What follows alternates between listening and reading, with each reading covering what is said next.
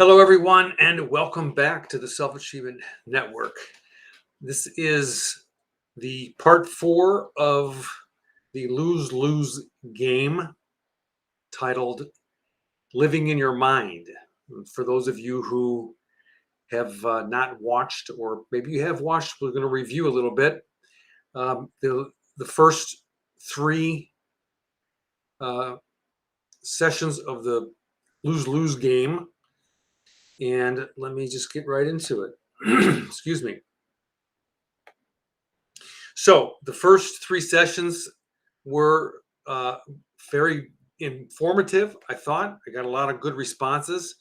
So the lose lose game, part one was about living as a victim, right? When you operate your life from the point of view that you're not in charge of yourself, you live as a victim to everything, to circumstances, to life events, to the weather, to road rage, to you name it, to your mother, your father, your kids. You're the victim. Everything is against you.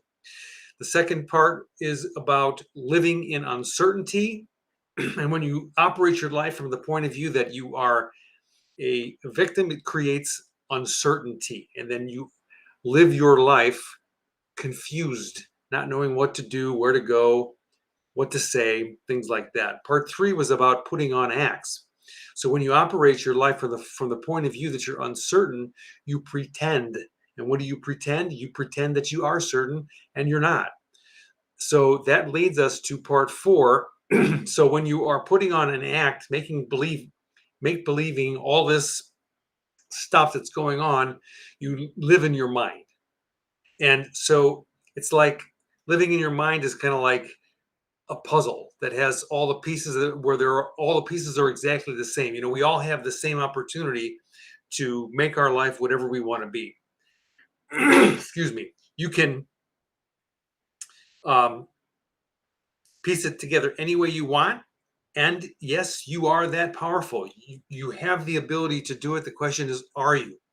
So you can make your life miserable or you can make your life amazing. You can justify your actions and your behavior because, in your mind, you are always right. Have you noticed that? You're always right. When you argue with other people, aren't you always right? When you argue with yourself, aren't you always right? You see, most people are at odds with their self. And when you're at odds with other people, what do you get? Defensive. So it's really important to understand the main point of this is that you get defensive, and when you live in your mind, you're always right. Not right in terms of right or wrong, right in terms of being righteous. So you'll defend to the end. Okay. So when your mind is not connected to your heart, and this is what I've been talking about for years, connect your head to your heart all the time. See, a lot of people, they just live in their mind. Okay. And when your mind and your heart are not connected, it's a very detrimental in a number of ways. And not just mentally, it's also physically. So let's have a look. So when you're living in your mind, what are some of the attributes? How do you recognize some of the behaviors that you observe in other people, right? People become emotional detachment. Emotional detachment. You see that people lose touch with those softer inner feelings. They're detached from those. They're more, when you operate only from your mind, you can only intellectualize your emotions rather than actually feel them. This makes you feel detached from your own feelings, which makes it difficult to connect with other people on a deep level. So you end up with superficial relationships. Remember, you have a mind. You are not your mind. Okay? There's a separation there. You have emotions. You are not your emotions. People think that they are their emotions. You're not. I can get into that. I'm not going to get into that today. You are not your emotions. You have a personality. You're not your personality. Okay? So who you are really is a very small part of this thing that we call the universe. The universe is an infinitely complex organism that is in constant communication with each other on a cellular level. So that's who you are a part of, who we all are a part of.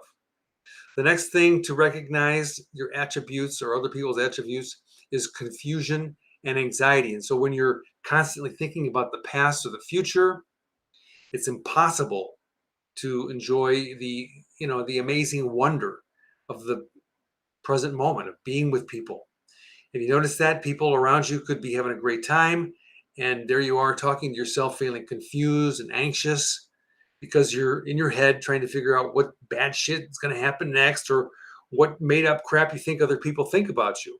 So you can't even enjoy their company. So if you ever smelled perfume, I know you have, and then when you take it's like you get blissed out. It's like you're in the moment, you're one with the perfume. And so in that moment, you and that fragrance were connected. You weren't judging the fragrance for how it smelled. You were just like, wow, this is amazing, right? So confusion and anxiety creep in. Loss of creativity and inspiration. When your head is not connected to your heart, it's very difficult to access your creativity and inspiration. The tender part of you, your tender heart, which is life, which is your life, is where your intuition and your sense of purpose lives. It lives there. When you live in your head, you will always feel stuck and unfulfilled because your ideas aren't flowing. Another thing is loss of meaning and purpose. And when you don't live in alignment with your heart, when you're disconnected, right, you struggle to find meaning. You struggle to find purpose in your life. And your mind might know might know what contribution you want to make. However, if you don't have your life set up to actually do it, you feel lost, you feel directionless. So doing what you are doing and doing it well is the best place to start. So no matter if you're not doing what your passion is, begin to do what you're doing and do it really, really well. Do it the best that you can. That way you're setting yourself up for when you do begin to take action on your purpose and your mission in life, you're working on those standards. I'm going to talk about that in just a minute. So the other thing is, it's very difficult. You can't connect with people when you're constantly in your head. You're always going to focus on your own thoughts and feelings rather than the thoughts and feelings of other people around you. This makes it damn near impossible to build genuine relationships. Even connecting with someone that you're close to is difficult. It could be a spouse, could be a child, could be a parent, or a brother or a sister. When your brain is not connected to your heart, it's very difficult to connect with other people. And another thing is about getting really anxious and stressed out. When you're constantly worrying about the future, um, or dwelling in the past, you can't relax and enjoy the pleasantness of the moment because there's so many incompletes. You have to let the past go. You know that you can't change it. So what you have to do is make a plan for your future so you can feel more secure about where you're going in life. If you don't, you're going to have anxiety and stress. What about regrets? When your mind is not connected with your heart, you make decisions based on logic, the intellect, right? Or based on fear rather than what you ideally want in life. Anything from your health to survival to your retirement days. When you don't go for your ideal, this always leads to regret. Another thing is being disconnected from your true self. And when you live in your head, you lose touch with your intuition and your inner wisdom. And it makes it very difficult to know what's best for you and to live a fulfilling life, to live your best life.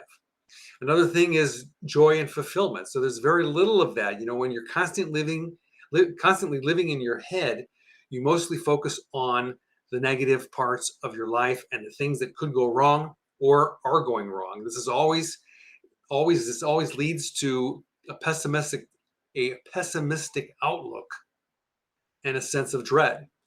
When your heart is connected to your mind, you're open to new experiences and you appreciate the good things in your life. And when you begin to sum all these things up, it leads to isolation. And when you're constantly thinking about and analyzing, it's so difficult to live life. The purpose for life, what is it? Is to live. That's the purpose. If you're not living life, you're always isolated. You feel isolated and lonely. When you're living your life as it was meant to be, it's 100% okay to be vulnerable with people and let people know how you feel. And it leads to deeper connections. And then you don't feel like the world is against you. So isolation is really, really, really, really important to look at what's being taken away from you, right? So, when you live in your mind, there's things that you get from doing that, and there's things that take away the payoffs and the ripoffs. I've been talking about those in all of these sessions. And the intellect, right, is thinks that you are your personality. That's not true. You have a personality. So what are the ripoffs, or what are the payoffs of you living in your mind? If you didn't have a payoff, you wouldn't do it. So there must be a payoff, right? So when you're in your mind, right, when I'm in my mind, when you're in your mind, no one can judge you. No one can judge me. I can hide. I don't have to expose myself. I don't have to be vulnerable. I can stay in hiding. My opinions, right? They are um, always right. I feel in control because who's controlling myself? Who's controlling my life? It's me. And even though that I say controlling, right? Let me go back. When I feel in control, but I'm not really in control. That's the problem. I can create ideal situations. I can make up anything that I want, anytime, anywhere, any place, and make it, an ideal situation, but it's not usually that ideal. You're just making it up. I can make up the game. I can be, like I'm in control of everything. I'm the one that's playing the game of my life.